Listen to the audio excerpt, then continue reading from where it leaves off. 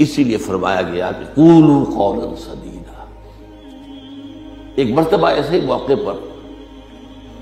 حضرت معاذ بن جبل رضی اللہ تعالی عنہ، ان سے ہم پوری طرح متعارف ہو چکے ہیں، ایک بڑی طویل حدیث ان کی ہم پڑھ چکے ہیں، ان کے سامنے یہی بات آئی تو انہوں نے حیرت سے کہا کہ حضور کیا جو کچھ ہم باتیں کرتے رہتے ہیں اس پر بھی ہمارا مواخذہ ہوگا؟ فرمایا شغلت کا امک ہے ہاں معاذ، یہ بڑے پیار بھرے انداز کی بات ہوتی ہے، اے معاذ تمہیں تمہاری ماں روئے، یہ وہاں کا محاورہ تھا جو بہت ہی اپنائیت والی بات ہوگی، اس میں ملامت کا ایک انداز۔ میں تو سمجھتا تھا کہ تم بہت دین کا فہم رکھنے والے ہو۔ اس کے بعد آپ نے فرمایا لوگوں کو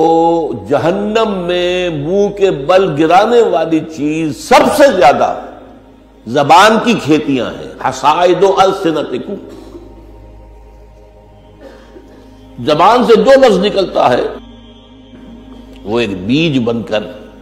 آخرت کی سرزمین میں بویا جاتا ہے۔ اب اگر برا ہے تو کانٹے دار پودا اس سے نکلے گا، جھاڑ جھکاڑ، اور یہ تمہیں جا کر پھر کاٹنا ہوگا قیامت کے اندر۔ حصائد اس کو کہتے ہیں کھیتی کا کاٹنا نہیں ہوتا، حب الحصید۔ دو قسم کی نباتات زمین پر ہیں،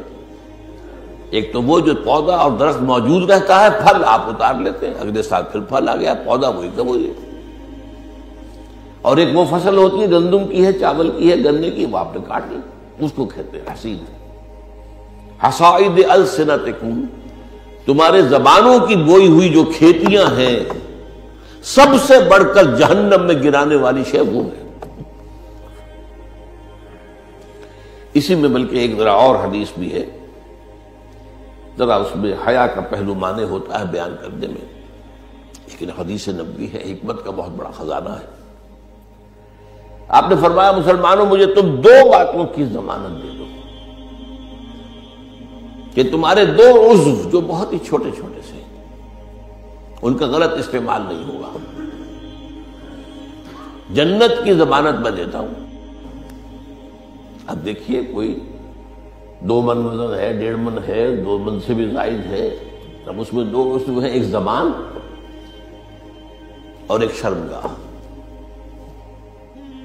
ان 2 کی ضمانت مجھے دے دو کہ ان کا غلط استعمال نہیں ہوگا۔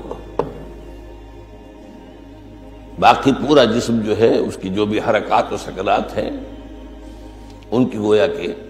میں ضمانت دیتا ہوں کہ اول تو وہ ٹھیک ہی ہو جائیں گے، غلط کام کریں گے نہیں، جیسے کہ ابھی آیت میں ہم نے دیکھا یا ایھا الذین آمنوا اتقوا اللہ وقولوا قولا سدیدا یصلح لکم اعمالکم، یہ کلام جو ہے شرطیہ ہے، اگر تم یہ کرو گے تو اللہ تعالیٰ تمہارے سارے اعمال درست کر دے گا، وَيَغْفِرْ لَكُمْ ذُنُوبَكُمْ، اور کبھی اگر خطا بھی ہو جاتی ہے انسان سے، ظاہر بات ہے الانسان مرکب من النسیان والخطا، تو اللہ معاف کر دے گا۔ یہ فلسفہ ہے دین کا۔ آپ کا رخ جو ہے سیدھا ہے، آپ صراط مستقیم پر چل رہے ہیں، یہ چلنے میں کہیں پاؤں پھسل گیا، گر گئے، پھر فوراً اٹھے پھر چلے تو اللہ معاف فرماتا ہے ان چیزوں کو۔ لیکن زندگی کا رخ ہی ٹیڑھا ہو گیا، اب تو معاملہ بالکل برعکس ہو گیا، اب تو جو قدم اٹھ رہا ہے وہ غلط رخ پر جا رہے ہیں، جتنا آگے بڑھیں گے صراط مستقیم سے اتنا ہی دور ہوتے جائیں گے۔ رخ سیدھا رہے، اللہ کے احکام اور اس کے رسول کی سنت، اس پر رخ پہ آدمی چل رہا ہے۔ جو اللہ چاہتا ہے عبادت رب، شہادت علی الناس اور اقامت دین کی جد و جہد، اس میں انسان لگا ہوا۔ اب خطا ہو گئی، غلطی ہو گئی، لغزش ہو گئی، کیونکہ مجھے یاد ہے آج تک اپنا ایک واقعہ میڈیکل کالج کے 5th ایئر کا، ذرا دیر ہو گئی تھی، فرسٹ لیکچر ہمارا ہوتا تھا جو سرجری کا، ڈاکٹر امیر الدین وہ بڑے سخت تھے، 5 منٹ کی مہلت دیا کرتے تھے، اس کے بعد دروازے بند، اس کے بعد آپ آئیں گے تو پھر آپ داخل نہیں ہو سکتے۔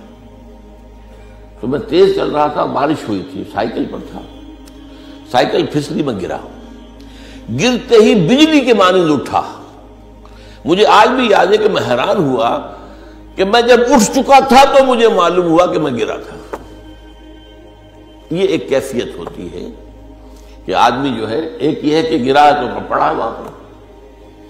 تو ایک تو یہ ہے کہ گناہ کے اوپر ڈیرا لگا لیا جائے، ایک یہ ہے کہ گناہ ہوئے فوراً اٹھے، جس کو سورہ نساء میں کہا گیا ہے ثم یتوبون من قریب، فوری طور پر اگر توبہ کر لیں تو اللہ تعالیٰ لازماً انما التوبۃ علی اللہ للذین یعملون السیئات ثم یتوبون من قریب، کوئی گناہ تو ہو گیا، خطا تو ہو گیا، فوراً توبہ کر لیں، اللہ تعالیٰ صاف کر دے گا فوراً۔ اللہ نے اپنے ذمے لیا ہے، اپنے اوپر لازم کر لیا ہے۔ تو اس اعتبار سے حضور نے فرمایا کہ یہ دو اعضاء